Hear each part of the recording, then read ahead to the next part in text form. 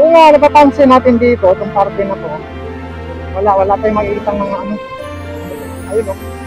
Yan po yung ano ng Apali ito, makikita na natin. May ginawang istasyon ng Apali. Ilang metro kasi ang layo ng ano dito, release ng tren dito sa may MacArthur Highway. Hindi kagaya doon sa ibang bahagi na nakadikit lang sa MacArthur Highway yung ginagawang release. So dito, may kalayuan. Yun yung doon. Ilang metro pa ang layo mula dito sa MacArthur Highway. So yun. Kaya hindi natin makikita, gaano makikita dito yung kasalukuyang construction ng release. Dito parang dito kasi lumalayo yung traffic yata. Hindi, may tumatawid pala. Ito, paakyat na po ito sa may Sullivan Bridge. So ito na po yung embankment. Meron kasi mga pumapasok, lumalabas dyan. Papunta na doon sa street kaya. Ngayon na dito po tayo ngayon sa mga kahabaan ng MacArthur Highway at patuloy pa rin yung ginagawa nila dito ng pagsasayos ng kalsada. Yan. Kita natin. Dito ang lane na ito ay tapos na. So, yung dalawang lane papuntang norte at kabilang dalawang lane papuntang south. Sa kasalukuyan ginagawa nila yung inner lane ng papuntang south. Yan. Ilang metro lang din ang haba nito. So dudugtong na ito dito. Dudugtong na ito dito sa mga nato. Yan, yung matapusan nila dito. So nagiging 4 lanes na itong kalsada dito na. So malapad na. Kaya maganda na yung parkingan ng mga sasakyan dito. Mga parkingan ng tricycle, maganda na. Yan o! Oh my goodness. Sementado ang parkingan nila.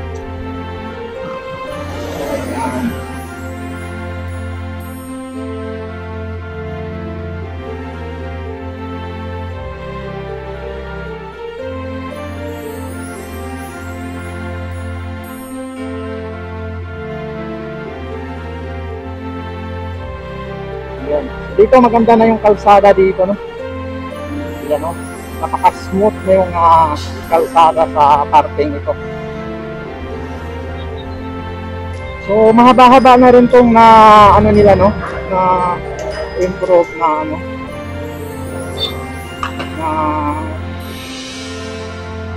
kalsada. Mahaba-haba na rin. Kung naalala, no, maraming bahagi dito na binabaha. Iwan ko lang ngayon dahil tinataasan na nila ito, no. Halos isang metro yung tinaas nila dito sa mga bago nilang rehabilitate na kalsada. So iwan ko lang kung hindi pa ito aabutin pa ng baha. Yun, no. Malawak, mukhang malawak yung kalsada dito. Sementado na.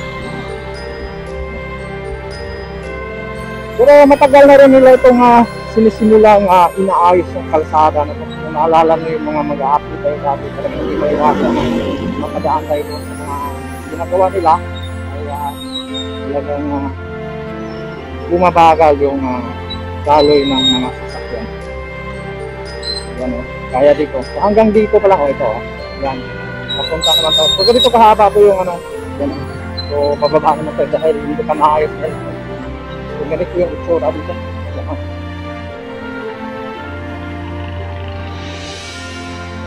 Yan, no? Ganito yung itsura dito. Sungka.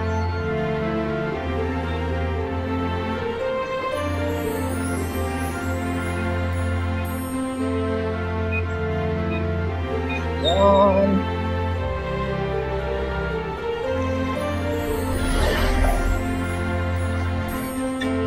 Ngayon ang naniniksay. Pagkatapos naman dito, ito, akyat naman tayo dito sa naayos na nila. Ito, ayos na naman to. Mataas na naman itong bahagi dito.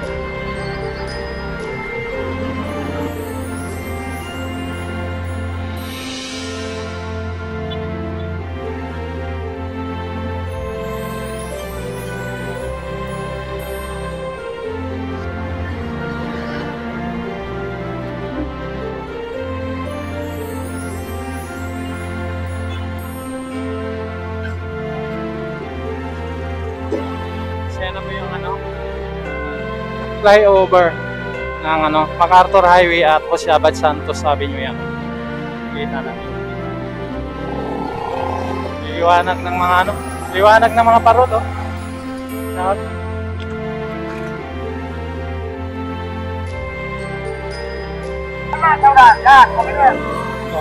So ito yung sa may terminal ng Victory Liner. Kaya maraming mga sasakyan dito dahil sa terminal ito, no? Daming mga bus dito. Dito naman, terminal naman to ng Genesis at saka Saulog. So tabi-tabi lang yung mga terminal dito, no? Makita natin dito. Daming mga sasakyan. Ayan, oh. Oh. So ito po yung flyover ng Jose Abad Santos Avenue at ang MacArthur Highway. Yan. Papuntang Angeles na yan dyan. At dito, pag papunta ka ng San Fernando downtown, dito ka papasok.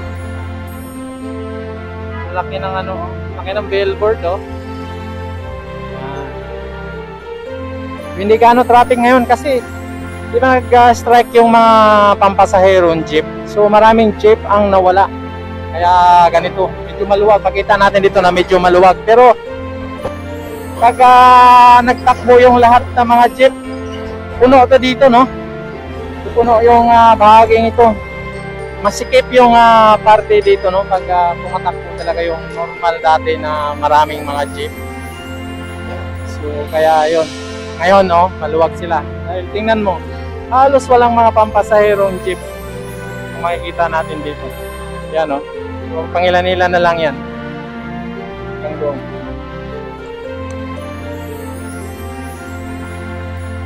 So, kita natin yan, no? Meron din nagtitinda ng lantern dito, yan. So, ito sa may na ito, no? Puntang San Fernando downtown. Yan. So, makita natin yan. So, dito, pag diretsuin mo lang to, didiretso ka na ng San Fernando downtown. Tapos pagkakaliwa ka dyan, kasi mayroong roundabout dyan eh. Pagkakaliwa ka dyan, didiretso ka naman yung MacArthur Highway yung dinadaanan mo. So dito naghihiwalay yung papunta ng downtown at saka ng dire-diretso lang sa may MacArthur Highway. Ito yung dinadaanan natin sa may MacArthur Highway ito. Pero nanibago talaga ako dito sa mga luwag-luwag. Dahil kung ordinaryong araw lang talaga dito yung bumabiyahe yung maraming jeep. Sabi ko sa inyo, kahit maglalakad ka dito, matindi ang dami ng sasakyan dito pag pumapasada yung lahat ng mga jeep dito. Ngayon kasi, tingnan mo, ilan lang yung jeep na bumabiyahe dito, makikita natin. Oh, ang luwag-luwag dito, anong oras pa lang? Kakaiba. Nanibago ako dito sa lugar na to. Yan ba yung sinasabi kong roundabout yan, no? Yung may ilaw sa gitna. So ito, yan. So yung area na yan, diretso na yan dun. Hindi ka dadaan ng San Fernando downtown. So dyan ka diretso. Diretso na MacArthur Highway. Tapos, pagpunta ka ng, ayan o, yan yung roundabout na sinasabi. May ilaw. So ito, diretsohin natin. Papunta tayo sa San Fernando downtown. Yan, o. Linis. Oh my goodness. It's amazing. Kita mo naman yan, o. Kung gaano kalinis yan.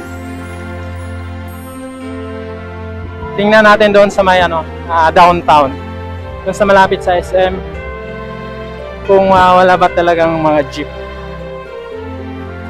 Or masikip ba doon. Pero dito talagang likas na masikip tong kalsada na to.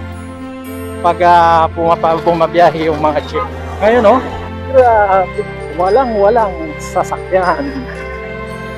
Merong mga pumapasada, pangilan-ilan lang. Nakakapanibago ang lugar na to. So tuloy-tuloy lang pag dumaan ka dito ngayon.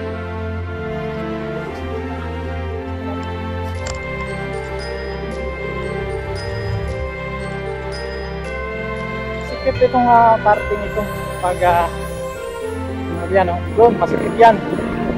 Hanggang dito. Kaya dyan nila kinokontrol pag maraming jeep. Ngayon, bukas na bukas, no? Tingnan mo nga lang naman yan, no? Wala tayong makikita dito. So dyan sa unahan, dyan na po yung San Fernando downtown. Ano? Kikita na natin dyan. So yun, papasok na tayo dito, no? So dito ano po yung, so nandito makikita natin yung mga jeep dito, no? Nakapila ito sila. So yun, no? Kita natin yan. Pag kumakanan tayo dyan, punta tayong SM downtown. So yan, no? So yan po yung cathedral yan, no? Likod ng cathedral yan. Ano, may nilagyan na ng ilaw dito. Ngayon lang ako nakapunta dito ng gabi. So dito, yung SM. Yung SM downtown. Makita natin yan, no? Maluwag din. Hindi ito ganito, kahit ordinaryong araw dito, masikip dito. Ngayon, yung SM downtown. Yan. So dito, may mga nagtitinda na dito sa kabilang gilid. Yung SM downtown, oh. Wala rin tao. Kunti lang.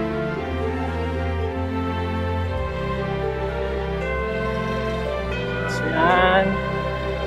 So ngayon, didiretso po tayo sa ginagawang construction ng San Fernando Station.